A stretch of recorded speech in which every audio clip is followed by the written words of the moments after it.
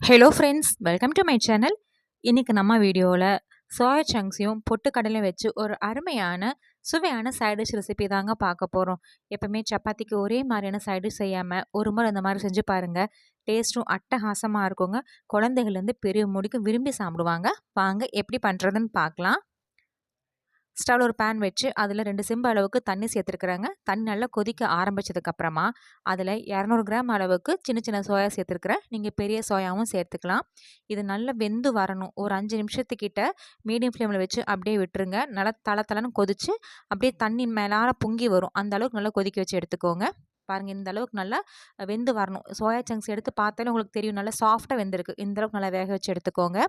இப்போ தண்ணியிலேருந்து சோயா சங்க்ஸை நல்லா வடித்து எடுத்துட்டு 2, 3 டைம் நல்ல தண்ணியில் கழுவி கொஞ்சம் கூட தண்ணி இல்லாமல் இந்த மாதிரி பிழிஞ்சு எடுத்து வச்சுக்கணுங்க. இப்போ நான் நல்லா கழுவிட்டு பிழிஞ்சு எடுத்து வச்சுருக்கேன். அழுத்தும் போது இந்த மாதிரி 2ஆக உடையணும். இந்த அளவுக்கு நல்லா சாஃப்டாக வேக வச்சு எடுத்துக்கலாங்க. அடுத்தது ஒரு மிக்சர் ஜார் எடுத்துக்கலாம். அதில் 100 கிராம் அளவுக்கு பொட்டுக்கடலை சேர்த்துக்கிறேங்க. நான் 200 கிராம் அளவுக்கு சோயா சங்க்ஸ் எடுத்திருந்தேன். அதுக்கு 100 கிராம் அளவுக்கு பொட்டுக்கடலை சேர்த்துருக்கேன். இது கூடவே காரத்துக்காக 3 வரமிளகாய் சேர்த்துக்கலாங்க. உங்கள் காரத்துக்கு தகுந்த அளவுக்கு நீங்கள் கூடவோ குறையவோ சேர்த்துக்கோங்க. நான் இன்றைக்கி 3 வரமிளகாய் சேர்த்துருக்குறேன். சேர்த்துட்டு இது நல்லா பொடிச்சு எடுத்துக்கலாம். இந்த மாதிரி நல்லா நைஸாக பொடிச்சு எடுத்துக்கோங்க. கொரகொரப்பாக இல்லாமல் கொஞ்சம் நல்லா நைஸாகவே பொடிச்சு எடுத்துக்கலாம். அடுத்ததாக இது கூட நம்ம ஏற்கனவே வேக வச்சு எடுத்து வச்சுருந்த மீல் மேக்கர் எல்லாத்தையும் சேர்த்துக்கலாங்க. கொஞ்சம் கூட தண்ணி இல்லாமல் நல்லா பிழிஞ்சிட்டு சேர்த்துக்கோங்க. சேர்த்துனதுக்கப்புறமா இதுக்கு ஒரு மூடி போட்டுட்டு தண்ணி எதுவும் சேர்க்காம மீல் மேக்கர்லேருந்து வர தண்ணியே போதுமானதாக இருக்கும். அதுலேயே நல்லா கொரகொரப்பாக அரைச்சி எடுத்துக்கணும். நான் காமிக்கிறேங்க பாருங்கள். இந்த அளவுக்கு நல்லா கொரகொரன்னு அரைச்சி எடுத்துக்கோங்க. ரொம்ப நைஸாக வலுவலுன்னு அரைச்சிடாமல் 1க்கு 2 அங்கங்கே கொரகொரப்பாக அரைச்சி எடுத்திங்கன்னா சாப்பிட்றதுக்கு நல்லா டேஸ்ட்டாக இருக்கும். இப்போ அதேமாதிரி பதம்னு பார்த்தீங்கன்னா நல்லா உருண்டை பிடிக்கும் போது கொலன்னு இல்லாமல் நல்லா கெட்டியாக உருண்டை பிடிக்க வரணும். இந்த அளவுக்கு நல்லா பதத்துக்கு அரைச்சி எடுத்துக்கணுங்க. உங்களுக்கு கொஞ்சம் கொலன்னு இருக்குது, தண்ணி அதிகமாகிடுச்சுன்னா கொஞ்சம் பொட்டுக்கலையை பொடி பண்ணிவிட்டு திரும்பி இது கூட சேர்த்துக்கலாம். நான் அரைச்சி வச்சுருந்த மீல் மேக்கர் எல்லாத்தையும் ஒரு பிளேட்டில் சேர்த்துருக்கிறேன். நம்ம உப்பு எதுவும் சேர்க்கலை. அதனால் இதுக்கு தேவையான அளவு உப்பு சேர்த்துக்கலாங்க.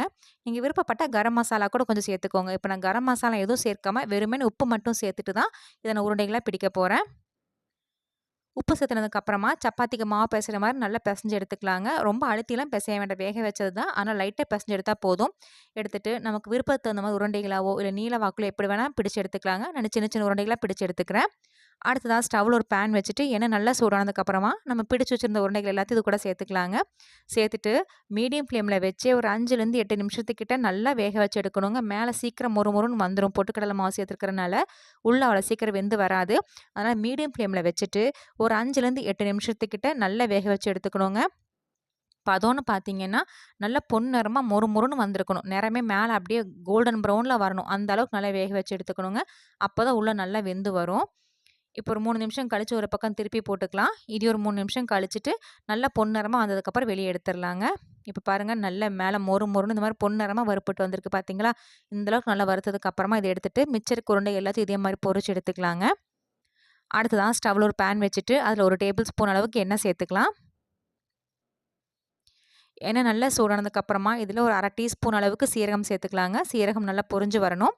சீரகம் நல்லா பொரிஞ்சதுக்கப்புறமா இது கூட ஒரு பிரிஞ்சி இலை சேர்த்துட்டு கூடவே மீடியம் சைஸ் பெரிய வெங்காயம் 2 எடுத்து பொடியாக கட் பண்ணி வச்சுருக்கேங்க. அது கூட சேர்த்துக்கலாம். வெங்காயம் கொஞ்சம் கூடுதலாகவே சேர்த்துக்கோங்க, நல்லா சுவையாக இருக்கும். நான் இன்றைக்கி 2 பெரிய வெங்காயம் சேர்த்துருக்குறேன். வெங்காயம் சேர்த்துட்டு இது நல்லா கண்ணாடி பதத்துக்கு வதங்கி வரணுங்க. அந்தளவுக்கு நல்லா வதக்கி எடுத்துக்கலாம்.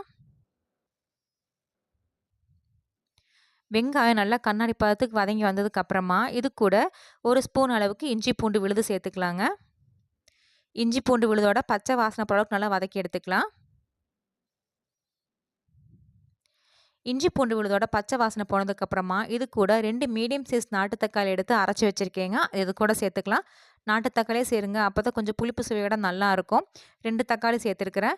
இது கூட மிக்சர் ஜாரில் ஒரு 1/2 டம்ளர் அளவுக்கு தண்ணி விட்டு அதையும் இது கூட சேர்த்துக்கலாங்க. சேர்த்து நல்லா கலந்து எடுத்துக்கலாம். இந்த தக்காளியோட பச்சை வாசனை போல கொதிக்க வைக்கணுங்க. இதை கொதிக்க வைக்கிறதுக்கு முன்னாடி நம்ம இந்த கிரேவிக்கு தேவையான மசாலாலாம் சேர்த்துட்டு நம்ம கொதிக்க வச்சு எடுத்துக்கலாம். இப்போ காரத்துக்காக ஒரு 2 டீஸ்பூன் அளவுக்கு மிளகாய்த்தூள் சேர்த்துக்கலாங்க. மிளகாய்த்தூள் இல்லைனா சாம்பார் தூள் எது வேணால் சேர்த்துக்கலாம். அடுத்தது கூட 1/2 ஸ்பூன் அளவு கரம் மசாலா, ஒரு 1/4 ஸ்பூன் அளவுக்கு சீரகத்தூள், கூடவே ஒரு டீஸ்பூன் அளவுக்கு மல்லித்தூள். இது எல்லாத்தையும் சேர்த்துட்டு நல்லா கலந்து விட்டு எடுத்துக்கலாங்க. இந்த மசாலாலாம் நல்லா கலந்துடணும். அந்த அளவுக்கு நல்லா கலந்ததுக்கப்புறமா கிரேவி வந்து எந்த அளவுக்கு திக்னஸ் வேணுமோ அதுக்கு தகுந்த அளவுக்கு தண்ணி சேர்த்துக்கலாம். நான் இதில பார்த்தீங்கன்னா ஒரு 100 எம்எல் அளவுக்கு தண்ணி சேர்த்துக்கிறேன். தண்ணி சேர்த்துட்டு இது ஒரு டைம் நல்லா கலந்து விட்டுட்டு, மீடியம் ஃப்ளேமில வச்சு ஒரு 5லேருந்து 8 நிமிஷம் நல்லா கொதிச்சு வரணுங்க. அந்த தக்காளி நம்ம சேர்த்துன மசாலாவோட பச்சை வாசனைலாம் போகணும். அதுக்கு முன்னாடி இந்த கிரேவிக்கு தேவையான அளவு உப்பு சேர்த்துக்கலாம். சேர்த்து நல்லா கலந்ததுக்கப்புறமா அதுக்கு ஒரு மூடி போட்டுருவோங்க. ஒரு 8 நிமிஷம் கழிச்சு பார்க்கலாம். அந்த மசாலாவோட பச்சை வாசனை போக கொதிச்சு வரட்டும்.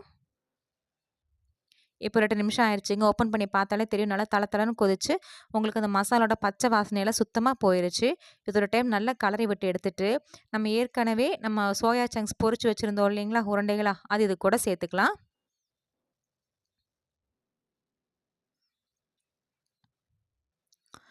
இது சேர்க்கும்போது ஃப்ளேம் நல்லா லோல வச்சுட்டே சேர்த்துக்கோங்க. சேர்த்துட்டு ஒரு டைம் கிளறி விட்டுட்டு, ஃப்ளேம் நல்லா லோல வச்சுட்டு இதுக்கு ஒரு மூடி போட்டுறலாங்க. ஒரு 2லேருந்து 3 நிமிஷம் இந்த கிரேவி எல்லாம் அந்த உருண்டைக்குள்ள இறங்கி நல்லா ஜூஸி ஆகணும். ரொம்ப நேரம் கொதிக்க வைக்க வேண்டாம். ஏன்னா ஏற்கனவே நம்ம உருண்டைகள பொரிச்சு தான் எடுத்திருக்கிறோம். நல்லா வெந்திருக்கும். அதனால லோ ஃப்ளேம்ல வச்சு ஒரு 3 நிமிஷம் மட்டும் அப்படியே விட்டுருங்க. ஒரு 3 நிமிஷம் கழிச்சு ஓப்பன் பண்ணி பார்க்கலாம். ஒரு 3 நிமிஷம் கழிச்சு ஓப்பன் பண்ணி பார்த்தீங்கன்னா, நம்ம சேர்த்துன அந்த உருண்டைக்குள்ள அந்த கிரேவியில நல்லா இறங்கி அப்படியே சாஃப்ட்டா இருக்குங்க. ரொம்ப அதிக நேரம் கொதிக்க வைக்க வேண்டாம். அந்த உருண்டைகள்லாம் 2ஆ உடைஞ்சிரும். அதே மாரி ரொம்ப கிளறவும் வேண்டாம். லைட்டா கிளறி விட்டுட்டு, கடைசியா இதுக்கு மேல பொடி நறுக்குன மல்லி இல தூவி இறக்குனீங்கன்னா, சூப்பரான சுவையான மீல் மேக்கர் கோலா உருண்டை கிரேவி ரெடி ஆயிரும். இது சப்பாத்தி கூட சாப்பிட்றதுக்குலாம் அட்டகாசமா இருக்குங்க. பரோட்டா கூட சாப்பிட்றதுக்கும் அருமையான காம்பினேஷனா இருக்கும். ஃப்ரெண்ட்ஸ் நீங்களும் இந்த கிரேவி ரெசிபிய ட்ரை பண்ணி பாருங்க. ட்ரை பண்ணி பார்த்துட்டு கமெண்ட்ஸ்ல சொல்லுங்க. உங்களுக்கு இந்த வீடியோ பிடிச்சிருந்தா மறக்காம நம்ம சேனலுக்கு சப்ஸ்கிரைப் பண்ணுங்க, லைக் பண்ணுங்க, ஷேர் பண்ணுங்க.